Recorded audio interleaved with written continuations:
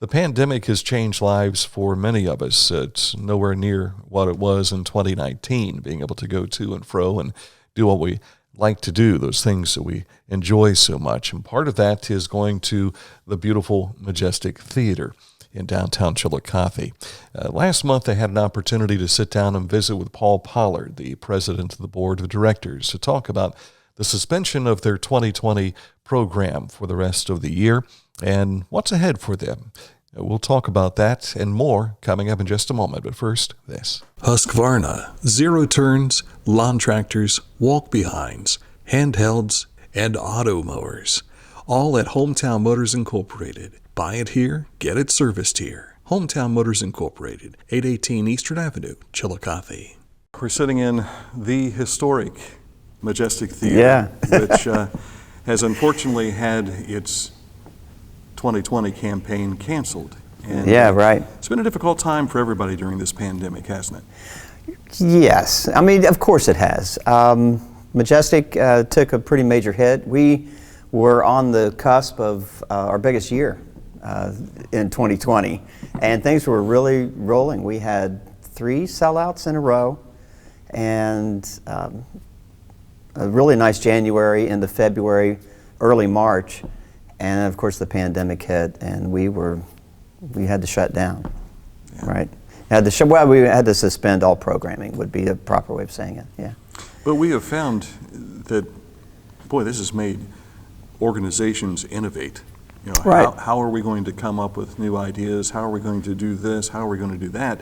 And it's been fantastic to see how you've all survived. And I know you've thrown your own selves into this as a board. Yeah, of course. Yeah, we certainly kept moving. It may not have seemed that way to the public, but essentially we're a rental business.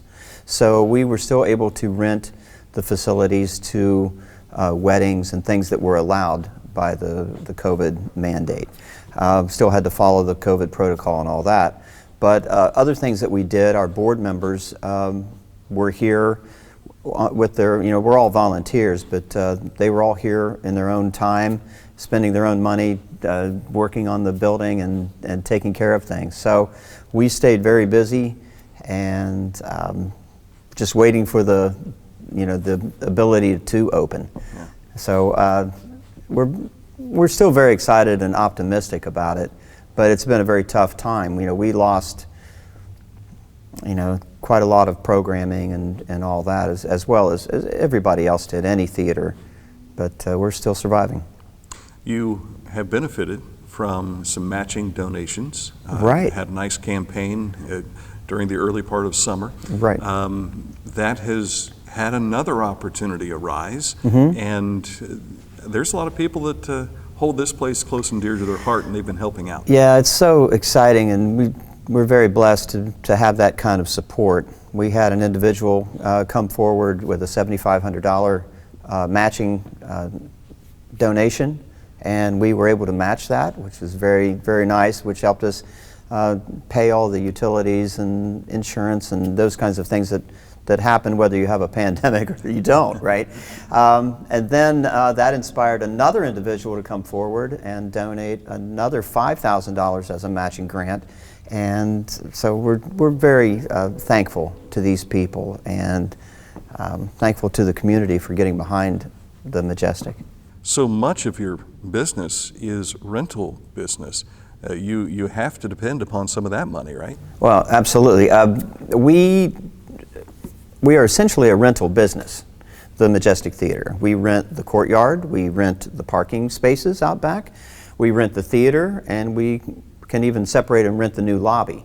Actually, 90% of our income is from renting the facility. We're a nonprofit, but we're still very much a business. And things like the utilities and all that have to be paid, of course. So, and about 10% of our income comes from actual programming. So we definitely rely on the rentals for our income. There is a capital build grant that's available to you for $250,000. That could turn into $500,000 real easy, but you've got to reach half of that, don't you? Right, we do. We have to raise $250,000 by the end of first quarter of 2021. And currently we have about $50,000 toward that, so we need to raise about $200,000. So we are looking for anyone out there that might want to help us with that, businesses, corporations, individuals even. So and that information is on our website, as well as just about everything we can think of is on the website. But it's an exciting opportunity, because with that money we can put a new roof on the theater, and the theater is now 167 years old. So it's it's quite a lot to maintain and repair a 167-year-old building. So we have the new roof that we can get with that grant, and also air conditioning. And the air conditioning is a real game changer for us and for anyone who might attend the shows, because it allows us to do more things during the summer, things like weddings and all those types of things that we might rent the facility for. But it's also something that very much maintains the integrity of the building. You know, to have an even climate control keeps the walls from crumbling and keeps the carpet from molding and all of those things that you don't really think of until you don't have air conditioning, right? So that money also would enable us to install new seats for the theater, which we had donated from the Palace Theater, and they're upstairs ready to install. But it takes definitely a team of folks that know what they're doing to install that. So, yeah. The pandemic has created a difficulty for you with your programming schedule for the year. However, you do have an event coming up. It will be with limited seating. It's on the 19th and 20th, and it's the movie Holler. And it's pretty exciting because it was written by Nicole Regal. She's a Jackson, Ohio native, and it was shot here and over in the Jackson area. And it's about a woman who gets out of southern Ohio, and she receives a college education, and it's a very exciting thing to have a movie shot here and then to be able to screen the movie here. So it's going to be limited because it's 75 seats per show, and it's going to be on the 19th and 20th of December. So we do have programming coming up, and it's going to be limited, but we're doing what we can do, and it's a weird time, but it's also an interesting and can be kind of a fun time to be part of. I remember when we could only go in there and buy a ticket when there was only 75, So, and it's just part of the history, the pantheon of this whole place, from 1853 through the pandemic of World War I and all of that craziness. I'm sure those folks they might sit here beside us and go, boys, this is nothing. You should have been here when we, who knows? But it's fun to be a small link in that chain, Yeah. We are ready for the second revival, so to speak. After that, the Spanish flu was 100 years ago. Why not have a new beginning again here 100 years later? Absolutely, and we're gearing up toward it. We're ready to go. We have new carpet here. The stage floor has been painted. We're excited. And the courtyard is being renovated. We still have more to do there.